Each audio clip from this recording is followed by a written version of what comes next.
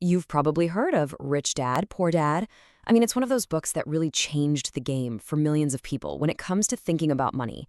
So, what's the big deal? What are the key takeaways that made it so famous?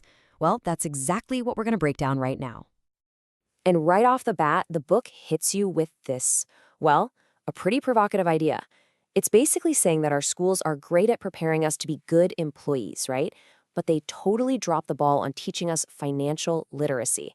We learn all about how to work for money, but we learn absolutely nothing about how to make our money work for us. So, how does the author get this idea across? He tells the story of his childhood, which was pretty unique. See, he had two main father figures teaching him about life: his own dad, who he calls Poor Dad, and his best friend's dad, the Rich Dad. Now, the important thing here isn't that he just picked one dad's advice and ignored the other. Not at all. The real power was in having these two totally opposite points of view right in front of him. It forced him to think, to compare, and ultimately, to choose his own path. And that idea of actively choosing your mindset, that's a huge theme that runs through the entire book. And wow, were their views different? Just look at this. Poor Dad's perspective was to play it safe. When he couldn't buy something, his gut reaction was, I can't afford it. Which, if you think about it, is a dead end. It just shuts down your brain.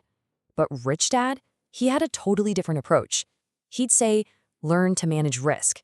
And instead of I can't afford it, he would ask, how can I afford it? See the difference? One is a statement that closes the door. The other is a question that kicks your brain into gear to find a solution.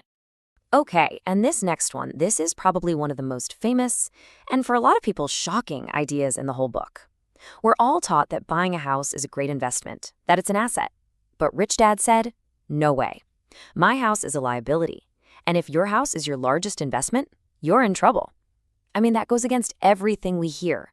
It's a statement designed to make you stop and question everything. And we're going to dig into why he says that in just a moment.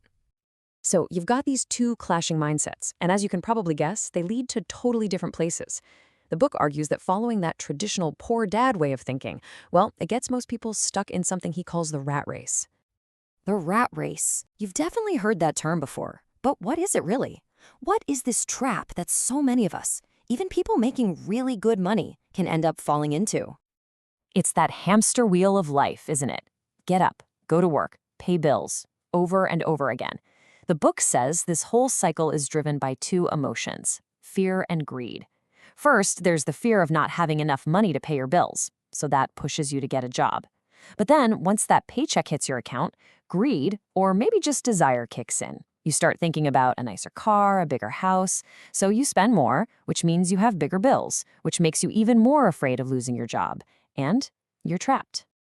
And financially, it looks something like this. Your salary comes into the income column, and then, whoosh, it flows right back out through the expense column to pay for taxes, the mortgage, car payments, credit cards, all of it. There's nothing left at the end of the month to actually build wealth. That cash flow pattern is the engine of the rat race. Okay, so how do you break the cycle? How do you get off the hamster wheel? Well, according to the book, it all boils down to one incredibly simple but powerful rule. This is it, rule number one. You have to know the difference between an asset and a liability. And then you buy assets. That's the whole game. The book argues that if you get this one thing right, you're on your way. It sounds almost too simple, doesn't it? But this is exactly where most people get tripped up. So forget all the complex definitions from accounting class. Rich Dad's definition is dead simple. An asset is anything that puts money in your pocket, period. It's something that makes you money even while you're sleeping. And a liability? You guessed it, it does the exact opposite. It takes money out of your pocket. And that is why Rich Dad called a house a liability. Think about it. Your mortgage, the property taxes, insurance, repairs, every single month is just pulling money out of your wallet. Now, this is the flip side of that rat race cash flow we saw. The rich focus on one thing above all else, building their asset column. They're buying things like rental properties that generate income or stocks that pay dividends. And here's the magic. The money that flows from those assets is what they use to pay their bills. Their money is literally doing the work for them. But to get to that point, it takes a pretty fundamental shift in how you think about your job, your money, and, well, your life. And that brings us to lesson number 1 from Rich Dad.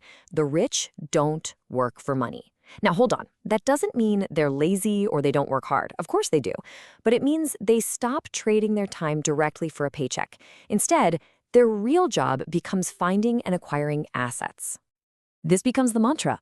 The goal is to be able to say, money works for me. You have to think of every dollar in your asset column as a tiny little employee, an employee that works for you 24/7, never complains, and its only job is to make you more money. That is how you break the cycle of trading your time for every single dollar you earn. This ties right into another huge lesson: mind your own business. Now, he makes a really critical distinction here. Your profession, your job, that is not your business. Your profession is what you do to pay the bills. Your business is your asset column. That's the thing you build that actually makes you wealthy. So you might be a doctor. That's your profession. But your business is the real estate you own or the stocks you're buying on the side. Okay, so we've talked about escaping the rat race, buying assets, making money work for you, but what's the single most important tool you have to actually accomplish all of this? What's the real key? It's not cash. It's not your job. The answer, according to the book, is your mind. The single most powerful asset you will ever have is your financial knowledge. Your ability to see opportunities, to understand how money really works, and to learn new strategies is ultimately more valuable than any amount of cash. I mean, we've all heard those stories about lottery winners who are broke just a few years later, right? They had the money, but they didn't have the financial intelligence to keep it and grow it. And that's the whole point. Knowledge is what creates wealth. And maybe even more importantly, it's what sustains it. And that's really the ultimate takeaway here. Rich Dad, Poor Dad isn't just a set of instructions. It's a challenge. A challenge to take control of your own financial education. It leaves you with a really powerful question to think about. If your mind is your greatest asset, how are you going to choose to invest in it?